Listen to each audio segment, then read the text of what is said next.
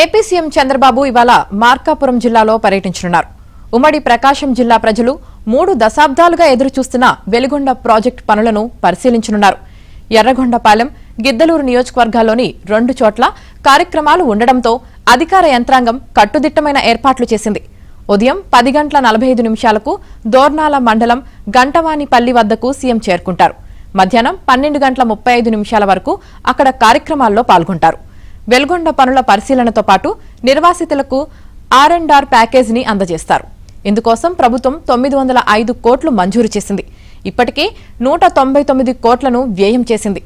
2 దశల్లో పూర్తి కానున్న ఈ ప్రాజెక్ట్ ఫేజ్ 1లో 1,19,000 ఎకరాలకు సాగునీరు, 4 లక్షల మందికి తాగునీరు, ఫేజ్ 2లో 1,28,300 ఎకరాలకు సాగునీరు, 11.29 లక్షల మందికి తాగునీరు అందుతుంది.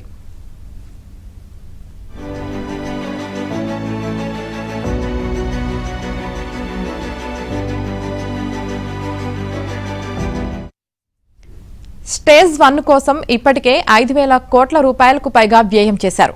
దాదాపు 19 కిలోమీటర్ల మేర టన్నెల్ 1 తవ్వకం, ఎగ్జిట్ ఛానల్ 1 తవ్వకం, ఎగ్జిట్ ఛానల్ లింక్ ఛానల్ పనులు పూర్తయ్యాయి.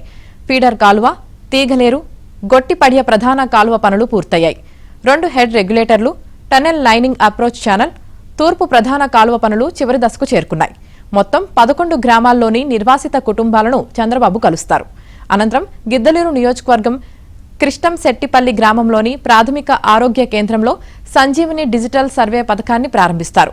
చిత్తూరు జిల్లాలో పైలట్ ప్రాజెక్టుగా చేపట్టిన ఈ సంజీవని కార్యక్రమం ఆగస్టు 15 నుంచి రాష్ట్ర వ్యాప్తంగా అమల్లోకి రానుంది. అనంతరం చంద్రబాబు ప్రజావేదిక వద్దకు చేరుకొని బహిరంగ సభలో ప్రసంగిస్తారు.